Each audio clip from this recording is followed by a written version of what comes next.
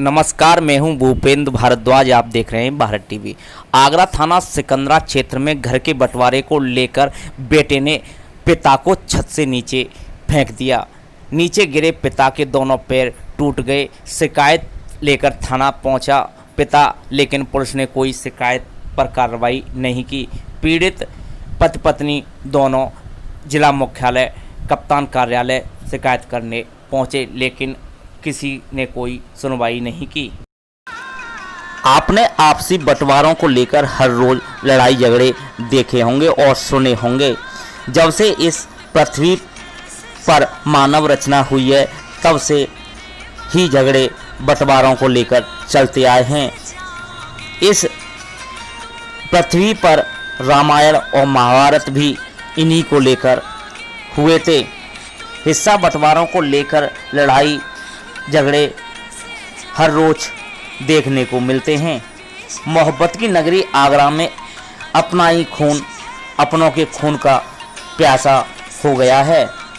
कई मामले ऐसे आए हैं जिसमें हिस्सा बंटवारों को लेकर पुत्र ने पिता की हत्या कर दी है, लेकिन कहीं कहीं भाई बंटवारों को लेकर भाई की हत्या कर देता है। ऐसा सिलसिला काफ़ी समय से चला आ रहा है। एक पुत्र उसको भी कहते हैं जिसने अपने माता पिता को कांवर में रखकर तीर्थों की परिक्रमा कराई थी। उसका नाम श्रवण था, लेकिन इस कलयुग में हर माँ बाप अपने बेटे को श्रवण बनाना चाहते हैं, लेकिन हर महिला अपने पति को श्रवण बनता नहीं देख सकती। किसी की कोई पता नहीं कि उसका पुत्र कब कुपुत्र बन जाए। ऐसे अनेकों घटनाएं हो चुकी हैं जिसमें बंटवारों को लेकर हत्याएं होती रही हैं। जिला मुख्यालय परिसर में बैठा यह वृद्ध किसी दूसरे की पीड़ा से परेशान नहीं है, लेकिन अपने पुत्र की पीड़ा से इतना परेशान है कि इस पर किसी दूसरे ने अत्याचार नहीं किया। यह अपने बेटा का ही शिकार हो गया।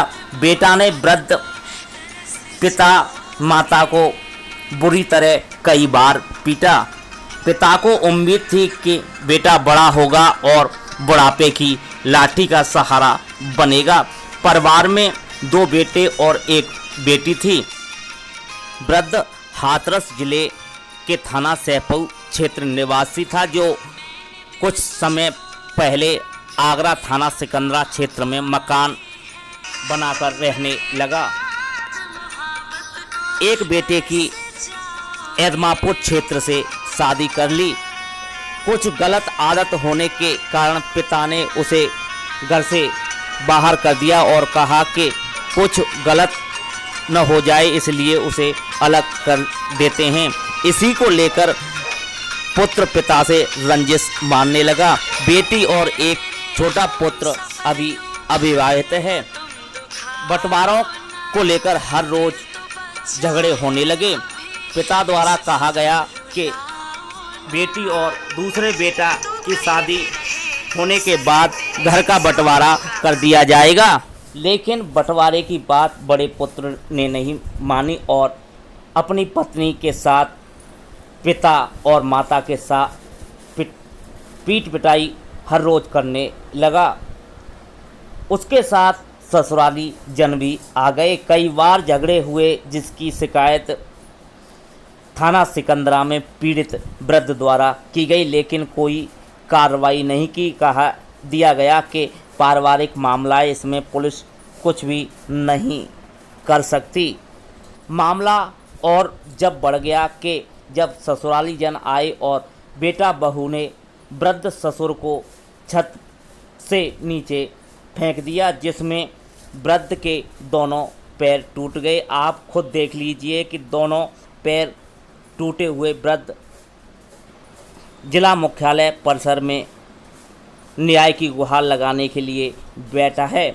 यह अपने ही पुत्र का शिकार हुआ है। इस पर किसी अन्य आसपास के लोग ने कोई अत्याचार नहीं किया। बेटा और बहू और उसके ससुराली जनों ने ये अत्याचार किए हैं। जिस लाड़ प्यार से माता पिता ने पुत्र को पाल पोस कर बड़ा किया था और उम्मीद कुछ लगाई थी, वो उम्मीद अब आंसुओं में बदल गई। चेहरे पर झुर्रियाँ पड़ती दिखाई दे रही और आँखों से आंसू टपकते आपको दिखाई दे रहे होंगे। ये दर्द उस वृद्ध माता पिता का है जो अपने बेटे का शिकार हुआ है। न्याय की गुहार लगाते हुए वृद्ध इधर उधर भटक रहा है, लेकिन पुलिस कोई कार्रवाई नहीं करती। पुलिस भी कार्रवाई छोटे मोटे मामलों में नहीं करती है, क्योंकि जब तक बड़ी घटना नहीं हो जाती तब तक पुलिस भी क्या कार्रवाई करे। लेकिन छोटी मोटी कार्रवाई न करने के कारण बड़ी बड़ी घटनाएं हो सकी हैं। यह पुलिस समय रहते अगर कार्रवाई कर दे तो बड़ी घटनाएं रोकी जा सकती हैं। पुलिस बगले ही जागती रह जाती है और बड़ी घटना हो जाती हैं। अगर पहले से ही आरोपियों के खिलाफ कठोर कार्रवाई हो जाए तो कुछ घटनाओं पर अंकुश जरूर लग सकता है। अब ये देखना होगा कि इस वृद्ध की पुलिस क्या सहायता करती है या फिर कुछ अनहोनी के लिए इसे छोड़ देती है। आगरा से भारत टीवी के लिए पवन कटारा की रिपोर्ट। मेरा नाम राजेंद्र है। कहाँ के निवासी हो? मैं थाना सैपऊ लगता है मेरा, सुल्तानपुर का प्रॉपर निवासी हूँ। मैंने बड़ी मेहनत से 100 वर्ग गज का प्लॉट लिया है अपनी मेहनत से, और वो प्लॉट मैंने यहाँ कहाँ रहते हैं आप? यहाँ सिकंदरा रहता हूँ, सुंदरवन कॉलोनी में मेरा 100 गज का प्लॉट है। क्या घटना हुई आपके साथ? मेरे संग घटना ये हुई है कि मेरा जो प्लॉट है मैंने लोन लेके प्लॉट बनवाया है, और उस पर एक बड़े लड़के के ससुराल पक्ष वाले आदमी आए और मेरे को ये चौथी बार पीटा है। और मेरे बच्चों के संग बहुत दुर्घटना होती है, रोज़ाना धमकी देते हैं जान से मार देंगे, नहीं कल प्लॉट खाली कर दे। मेरी सब चोरी कर ले गए, 20,000 रुपये ले गए मुझे, कहीं से साइड से मिले, वेल्डिंग मशीन ले गए, ग्राइंडर ले गए, सारी चीज़ ले गए, और मेरे बेटे को हमको मारा। बच्चा क्या कहता है आपका? बच्चा तो ससुराल पक्ष की बात करता है। उन्होंने अपने कब्जे में 8 साल से न्यारा रहता है हमसे, और वो घटिया किस्म का है, उनकी बात मानता है, हमारी बात में कभी नहीं मानता है। परिवार में कितने सदस्य? परिवार में मेरे में 4 बेटा 1 बेटी है। अभी एक बेटा 1 बेटी शादी के लिए है। मैंने उससे कहा मेरे बेटा जो भी तेरा होगा हिस्सा मैं तेरे को दे दूँगा। गांव में रोज़ाना मारपीट करता है, यहाँ भी मारपीट करता है, लेकिन हम क्या करें बाबूजी। कल तो इस ससुराल पक्ष वाले आए और मेरे को पीटा। दूसरा बेटा पहुंचा जब तक मुझे बचाने के लिए, जब तक छत पे से पटक दिया हमको। अरे थाने में कंप्लेंट कराई फिर? हाँ, थाने में कंप्लेंट कराई थी। क्या बोले था? उन्होंने कही ठीक है, पारिवारिक संपर्क है, देख लेंगे। अभी हमारी रिपोर्ट तो वहाँ हम दे आए हैं अपनी, लेकिन अभी हमें वापसी कोई उसकी एफआईआर वगैरह नहीं कराई आपने? अभी एफआईआर तो हमारे पास आई ही नहीं है कुछ भी। कितनी चोट है आपको? मेरी चोट पूरी गुम चोट है। मेरी ईंटों से मारा है, अंदर अंदर घोंटुओं से मारा है, छत पर डाल के। पैरों में? मेरे दोनों पैर टूटे हुए हैं, फ्रैक्चर है।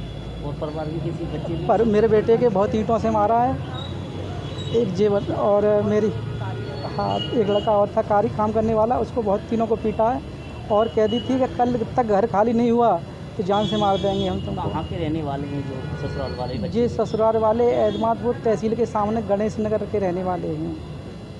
ऐसा ना अब यहाँ कलेक्टर में तो कोई सुनवाई हुई है? अभी तो कुछ सुनवाई नहीं हुई है। मैं बैठा हूँ उन्हीं के लिए मिलने के लिए साहब से। मैंने कही मैं अपनी आखिरी दुहार उनसे दे दूँ, वैसे बच गया बच्चों की भाग्य से, नहीं तो छत पे से पटक के मैं मर गया होता।